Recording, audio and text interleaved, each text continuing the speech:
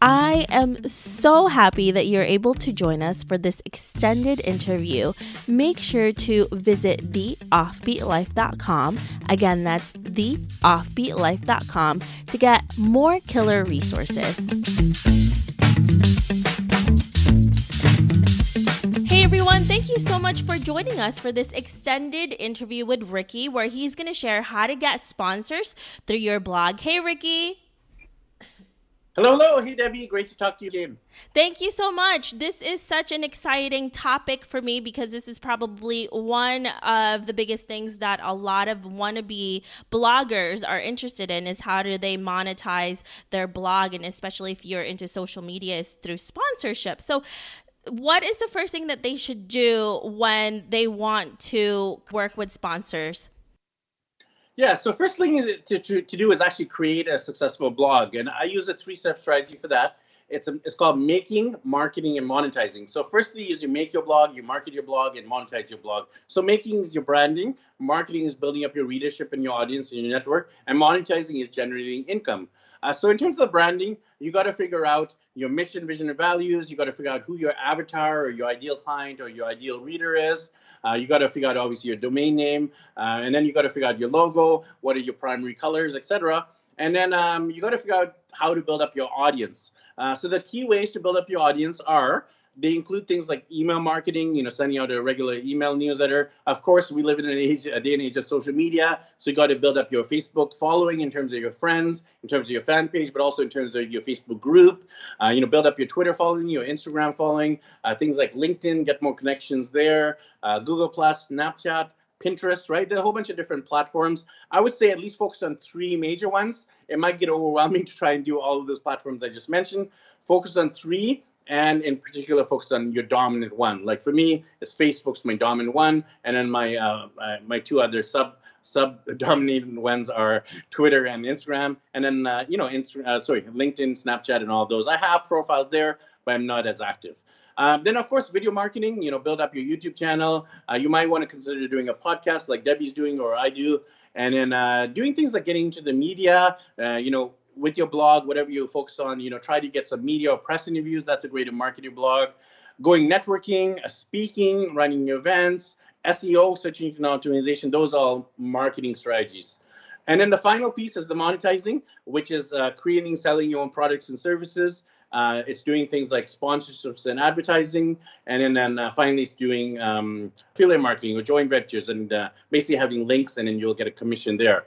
But in terms of what you asked me about sponsorships specifically, basically what you can do is, especially we'll focus on like a travel blogger, because I know one of your big passions is travel, and a lot of your listeners love travel.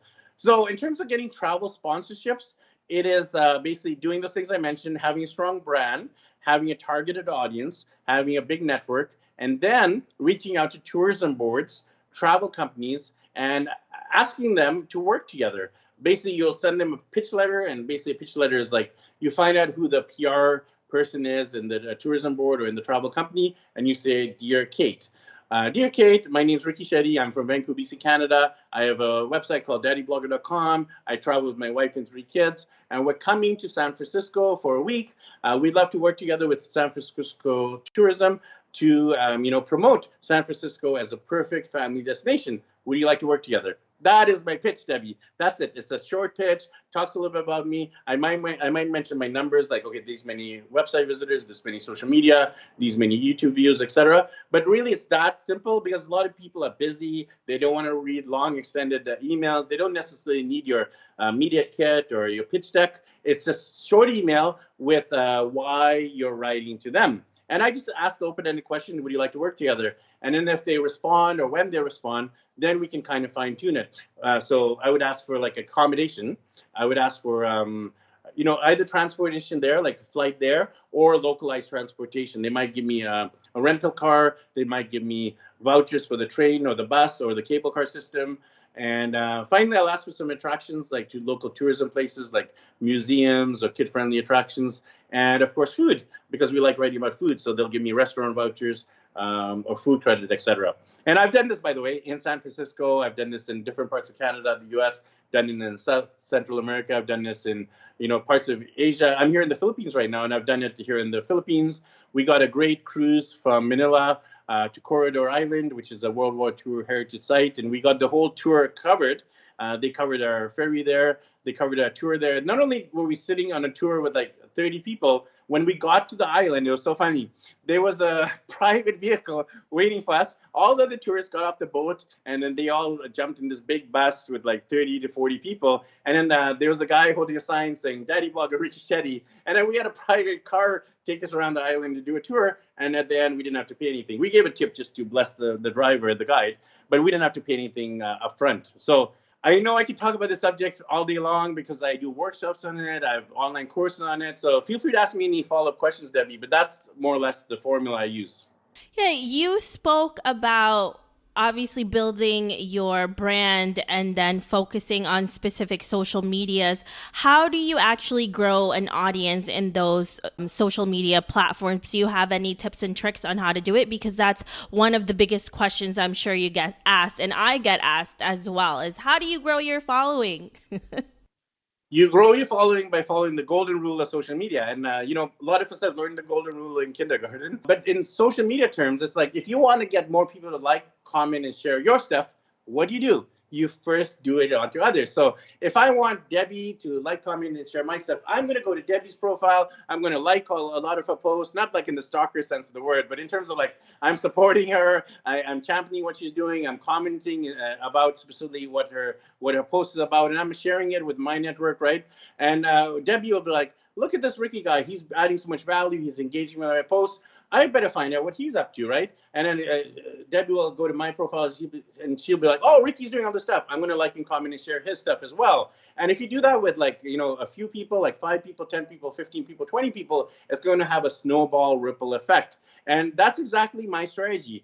I first add value. I first start commenting and liking other people's stuff from a really genuine heart level. I'm not just going to like everything, right? Like if they keep talking politics and I'm not really into politics, or if they keep like doing racism stuff, I'm not going to like that, right? What I'm saying is like, comment, and share on stuff that you agree with and that's valuable to your network, right? So that would be my top tip, the golden rule of social media, but also the silver rule of social media, which is don't do what you don't want to have done unto you, which Confucius said. So it's like, if you don't want to be a spammer, if you don't like spam, don't spam yourself. So don't go to Facebook groups and just share, here's my latest post, like my stuff, buy my latest book, right? No one likes people like that who are just constantly there promoting and spamming, right? So don't spam, and people won't spam either, right? So those are my top tips for social media, in terms of the golden and the silver rules.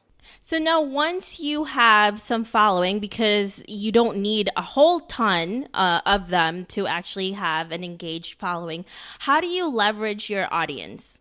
So you leverage them in the sense that when you have a certain number of followers, you should always have targets or goals, right? So for example, if you currently have 700 Facebook friends, you might want to aim for 1,000 Facebook friends. If you have 1,500 Facebook likes, you might want to aim for the 2,000 likes mark, right? If you have 890, Instagram followers, put it on your social media like Facebook saying, "Hey guys, I have 890 Instagram followers. Who would like to be my last 10, right?" And you'll hit those targets.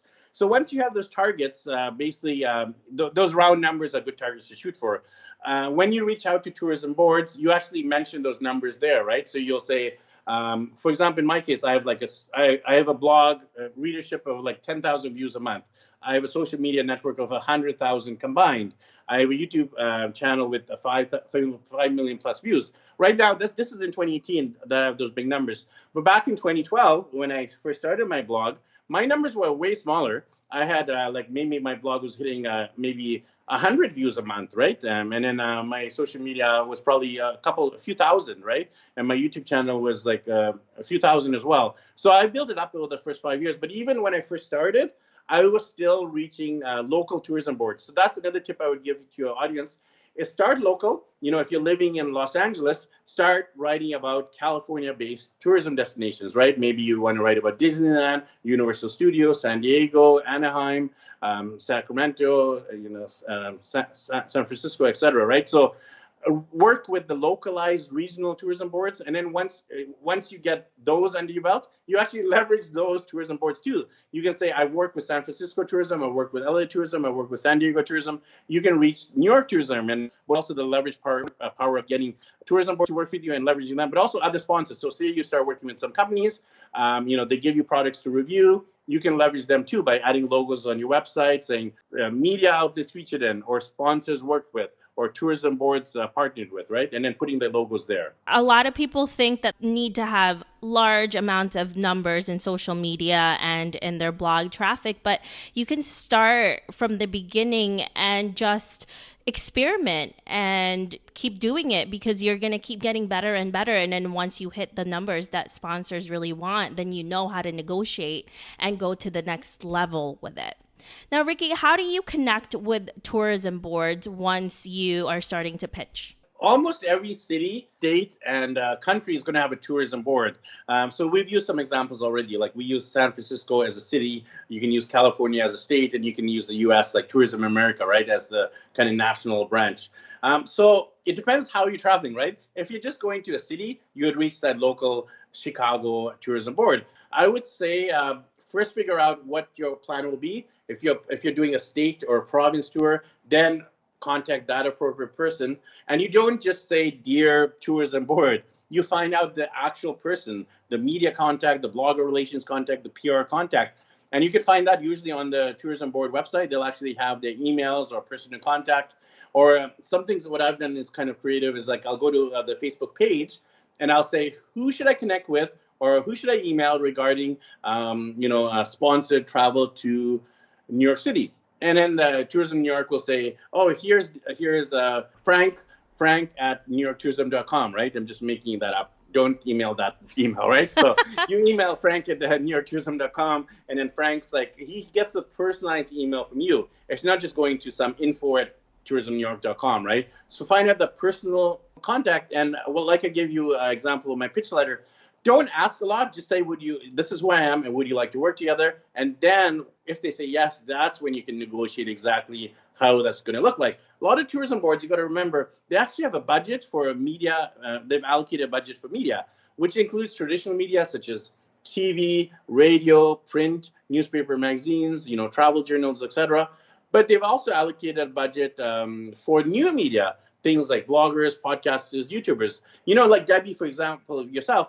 You're a podcaster, so you could actually go to a city and do the podcast on location at a hotel, right? So you could actually be in Hong Kong, staying at the best hotel and doing the podcast there and giving a shout out. You can leverage your podcast to actually get sponsors. You can leverage your social media. You can say you'll do things like Facebook Live, you'll do Insta Stories, you'll do IGTV, right? So that's what I would say is like reach the tourism board and offer them as much as possible.